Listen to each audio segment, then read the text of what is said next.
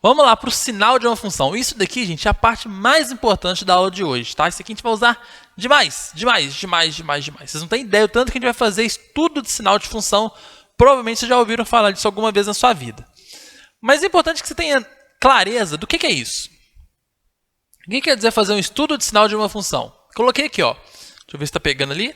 Tá. Consiste em determinar os intervalos de x em que y é positivo, negativo ou zero. Como assim? Presta atenção. Aqui eu coloquei o eixo x e o eixo y. E eu destaquei o eixo y aqui em duas cores. Aqui é a origem do eixo. Acima dele é a parte positiva, embaixo é a parte negativa do eixo y. Beleza? Para a gente fazer estudo de sinal, o que você vai ter que informar é o seguinte: para quais valores que eu vou ter o meu y sendo positivo? Para quais valores que eu vou ter meu y sendo negativo? Vou mostrar para vocês aqui no exemplo, mas antes eu vou colocar uma observação. A observação é a seguinte: se uma função troca de sinal, se a função troca de sinal, isso acontece em sua ou suas, raiz. Se uma função troca de sinal, isso acontece em sua raiz. O que é a raiz de uma função? Gente, essa aqui você tem que ter clareza do que é isso, tá? Raiz é o quê? São os pontos onde ela toca o eixo x. Todo ponto onde ela toca o eixo x é uma raiz. Então, se ela troca de sinal, essa troca, o momento exato da troca de sinal acontece em uma raiz. Eu não estou falando que sempre que ela tiver uma raiz, ela vai trocar de sinal. Então, muito cuidado com isso, gente. Estou falando o seguinte, ó, se ela troca, essa troca aconteceu numa raiz. Eu não estou falando que sempre que tem uma raiz, ela troca de sinal. Olha só esse exemplo aqui. Raiz é onde toca o eixo x. Eu vou marcar todas as raízes dessa função. Vou marcar na cor laranja. Ela toca o eixo x aqui no menos 3. Então, aqui eu tenho uma raiz. Ela toca o eixo x aqui no 4. Então, aqui eu também tenho uma raiz. E ela toca o eixo x aqui no 7. Aqui também eu tenho uma raiz. Eu vou fazer uma separação aqui, tipo eu tinha feito antes, tá? Vamos analisar isso dessa forma aqui, ó. Eu vou partir a minha função nesses intervalos aqui das raízes para deixar claro o que está rolando.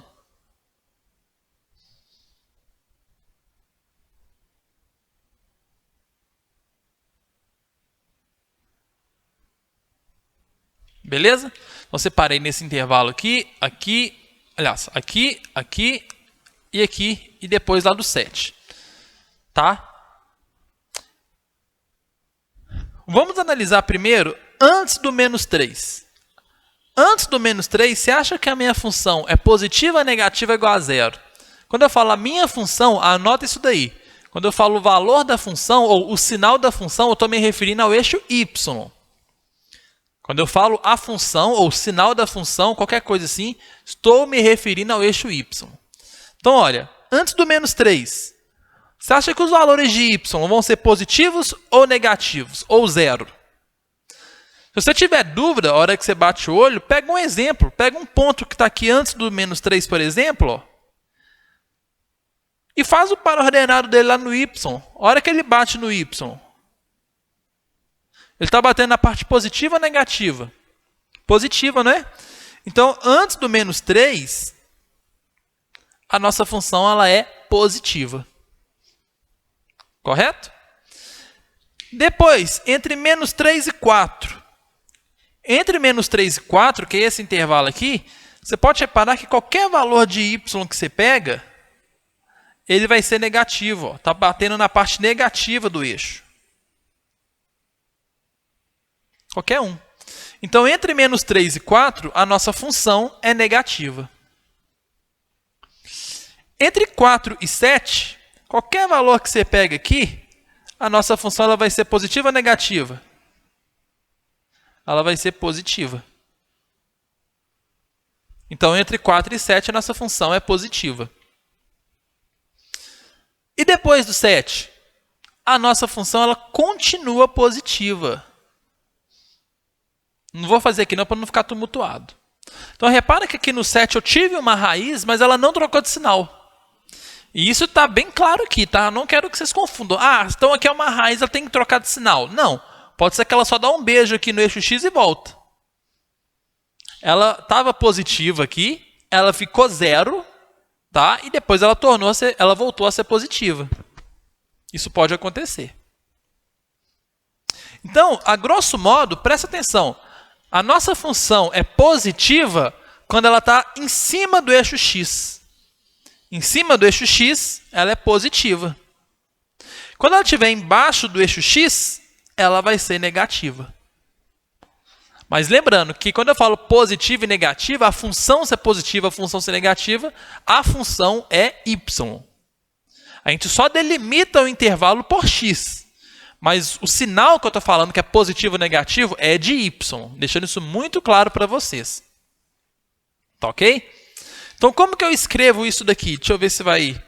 Acho que talvez aqui vai caber. Como que eu vou escrever isso? Da seguinte forma. Nossa função, então, ela é positiva. Em qual intervalo? Já vamos acostumar com isso, que eu acho que vai ser até mais fácil. Ela é positiva quando a nossa função está em cima do eixo x. Por quê?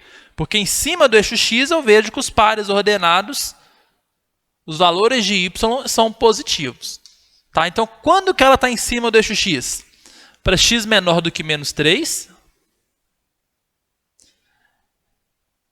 X entre 4 e 7. Nesse intervalo ela também está em cima do eixo x.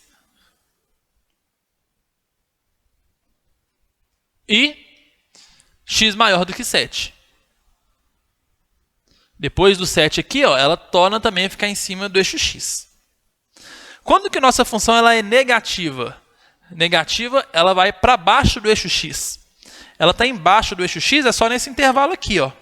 Que aí eu vejo que qualquer par ordenado que eu pego é negativo. E esse intervalo está entre menos 3 e 4. Então, menos 4 menor que x, menos 3 menor do que x, menor do que 4. E quando que nossa função é 0? Quando eu falo a função ser 0, é o y ser 0, tá? O y é 0. Aqui, ó, o par ordenado dele aqui sendo 0. Que é no menos 3, no 4 e no 7. X igual a menos 3, x igual a 4 e x igual a 7.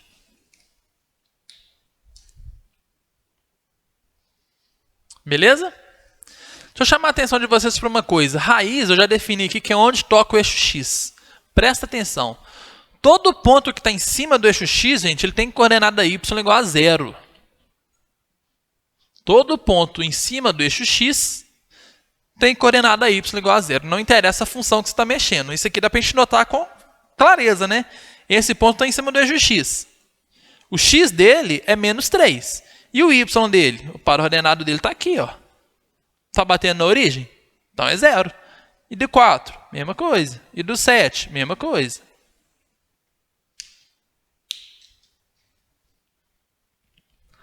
Tranquilo? Só recapitulando. Se você quiser fazer estudos de crescimento e decrescimento, é interessante procurar esses pontos, os extremos. Se você quiser fazer estudo de sinal, é interessante você procurar as raízes. Tá certo?